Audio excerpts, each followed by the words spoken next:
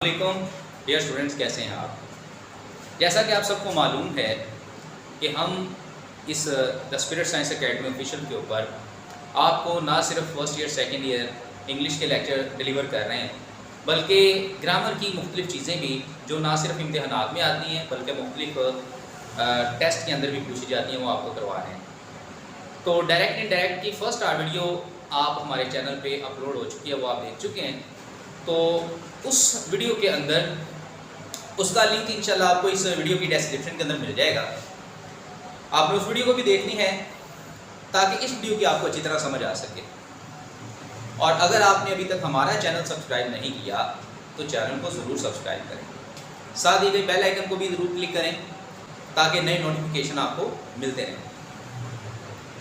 आज हम इस वीडियो के अंदर अपने दो सेंटेंसेस डायरेक्ट इनडायरेक्ट की दो टाइप्स की बात करेंगे। तो इस वीडियो को स्टार्ट करते हैं। सबसे पहला है एक्सक्लेमेटरी सेंटेंसेस। इनको हम उर्दू के अंदर इस्तेजाबिया फ़िक्रात बोलते हैं। ये बेसिकली तीन किस्म के फ़िक्रे होते हैं, खुशी वाले, गमी वाले और हैरत वाले। यानी इसके अंदर तीन किस्म के फ़िक्रे यूज़ किए जाते हैं। तीन किस्म के फ़िक्रे आते हैं जिनकी हम इनडायरेक्ट हमें बनाना होती है। तो खुशी वाले फ़िक्रात कौन से होंगे, ये देखें। जो हमारी रिपोर्टेड स्पीच है, जैसा कि आपको पिछली वीडियो में भी बताया था, आपको रिवाइज करवा देते हैं कि जो हमारी रिपोर्टेड स्पीच है, जो कि डायरेक्ट फ़िक्रे का दूसरा हिस्सा होता है, उसमें जो सबसे पहला वर्ड है वहाँ से हम किसी भी टाइप को पहचानते हैं। ये निशानी आपने जहन में रखनी है।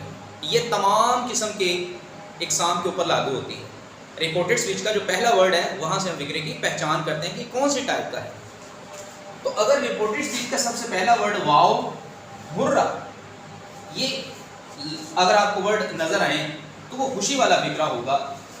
तो जब हमने उन फ़िक्रों को हल करना है तो उनका जो सेट या सेट टू है उसको हम एक्सक्लेम्ड विद जॉय में चेंज कर देंगे। और अगर ओ या अलास ये रिपोर्टेड स्पीच का पहला वर्ड अगर होता है तो ये गमी वाला फ़िक्रा होगा, और गमी वाले फ़िक्रे का सेट या said to exclaimed with sorrow में चेंज हो जाएगा। और अगर रिपोर्टेड स्पीच का पहला हिस्सा वर्ड ए से शुरू हो रहा है और उसके बाद यहाँ पे कोई भी इसमें सिर्फ यूज़ कर दी जाती है फ़िक्रे के अंदर, और फ़िक्रे के आखिर पे साइन ऑफ एक्सक्लेमेशन यूज़ की जाती है, या हाउ के फौरी बाद इसमें सिर्फ कोई भी आ जाती है और उस फ़िक्रे के आखिर पर, उस हिस्से के आखिर पर साइन ऑफ एक्सक्लेमेशन अगर आपको नज़र आती है तो ये फ़िक्रा कहलाएगा हैरत वाला फ़िक्रा। ये हैरत पर मबनी फ़िक्रा होगा। अब हमने करना क्या है, उस फ़िक्रे का, हैरत वाले फ़िक्रे का सेट या said to exclaimed with wonder के अंदर चेंज किया जाएगा। इसकी कुछ एग्जाम्पल देख लेते हैं। तो सबसे पहले आप देखें, यहाँ पे है he said hurrah I have one the medal. तो आप देखें कि ये जो हमारा ये हिस्सा है ये रिपोर्टिंग स्पीच है। ये आपके समझाने के लिए ये पहली वीडियो में सारी चीज़ें बता दी गई, और ये है हमारा रिपोर्टेड स्पीच, ये दूसरा हिस्सा है। तो रिपोर्टेड स्पीच यहाँ से स्टार्ट हो रही है और ये एंड तक जा रही है। तो इसका ये जो पहला लफ्ज़ है हुर्रा, ये देखें, ये हमें बता रहा है कि फ़िक्रा खुशी वाला है। तो जब हमने इसको हल किया तो इसका सेट, ये देखें, यहाँ पे सेट या said to exclaim with joy में चेंज होना है। तो हमने ही वैसे का वैसे लिख दिया, सेट को हमने चेंज कर दिया एक्सक्लेम्ड विद जॉय में, नज़र आ रहा है आपको। उसके बाद हमने कोमो, ये जो कोमे हैं, तमाम कोमों को दैट में चेंज कर दिया है।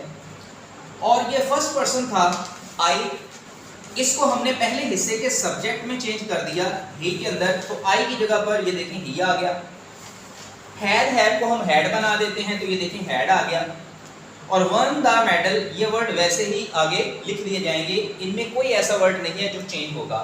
तो ये खुशी वाला फ़िक्रा हमारा हल हो गया। ठीक है जी। अब आप देखें दूसरा फ़िक्रा है शी सेड, उसने कहा, अलास, अफसोस, आई एम रून्ड, मैं तबाह हो गया। तो आप देखें कि ये जो रिपोर्टेड स्पीच है अलास, आई एम रून्ड, इसका ये जो पहला वर्ड है अलास, ये गमी का लफ्ज़ है। ये देखें ऊपर हमने लिखा है कि अगर रिपोर्टेड स्पीच का पहला वर्ड ओ या अलास हो तो वो गमी को शो करता है। और ऐसे फ़िक्रात का सेट या जो सेट टू है वो हम एक्सक्लेम्ड विद सोरो में चेंज कर देते हैं। तो ये देखें, शी एक्सक्लेम्ड विद सोरो, ये सेड की जगह पर आ गया, इस सेड की जगह पर, ठीक है, हमने एक्सक्लेम्ड विद सोरो लिख दिया, कोमे दैट में चेंज कर दिया जैसे तमाम फिक्रों में कर रहे हैं। अगेन इसका फर्स्ट पर्सन पहले हिस्से के सब्जेक्ट के अंदर हम चेंज कर रहे हैं, सॉरी यहाँ पे ही लिखा, ये शी आना था यहाँ पे, ठीक है, ये शी आ गया। और इनर मार्क को हमने चेंज किया है वास वर में, और र्यून का र्यून वैसे ही वहाँ एज इट इज आ गया। ये फिक्रा भी हल हो गया। अब तीसरा फिक्रा है, वो है हमने पढ़ा कि जब रिपोर्टेड स्पीच के पहला वर्ड व्हाट ए हो और उस फिक्रे के आखिर पे साइन ऑफ एक्सक्लेमेशन हो, या हाउ के बाद कोई इसमें सिफ्त आ जाए और आखिर पे साइन ऑफ एक्सक्लेमेशन हो, इस किस्म का फिक्रा हैरत वाला फिक्रा होता है। तो ये आप देखें, हाउ वेल, वेल क्या है, वेल एक एडजेक्टिव है, इसमें सिफ्त है। तो देखें स्टार्ट हाउ से हो रहा है फिक्रा, इसके फौरी बाद इसमें सिफ्त आ गया, और तीसरी निशानी क्या है कि इस फिक्रे के आखिर पर साइन ऑफ एक्सक्लेमेशन नजर आ रही है। तो यहाँ से ये चीज प्रूफ होती है कि ये एक्सक्लेमेटरी सेंटेंसेस का हैरत वाला फिक्रा है। तो अब हम इसको थोड़े से डिफरेंट तरीके से करेंगे, ये आपने ध्यान से देखना है, ये बड़ा इंपॉर्टेंट सेंटेंस है। शी सेड, देखिए सेड की जगह पे क्या आ गया, एक्सक्लेम्ड विद वंडर, ये देखें सेड या said to exclaim with wonder में चेंज कर दिया। कोमो की जगह पे दैट आ गई। अब हमने क्या करना है, जो हमारा सब्जेक्ट है उसको हल करना है सबसे पहले। तो ये देखिए she is a third person, change नहीं होता, तो शी का शी ही लिख दिया। सिंग्स, ये फर्स्ट वर्ब के साथ एस या एस का इजाफा है, तो हमने उसे सेकंड वर्ब बना दिया। वेरी अपने पास से लगाया, और जो इसमें सिफ्त था उसको वैसे ही हमने लिख देना है, और हाउ खत्म कर देना है। एक और यहाँ पे आपने पॉइंट नोट करना है कि हुर्रा, अलास, व्हाट आ और हाउ ये इनडायरेक्ट के अंदर नहीं लिखे जाते। तो यहाँ से ये खत्म हो जाएगा, यहाँ से अलास खत्म हो जाएगा, और यहाँ से हाउ खत्म हो जाएगा।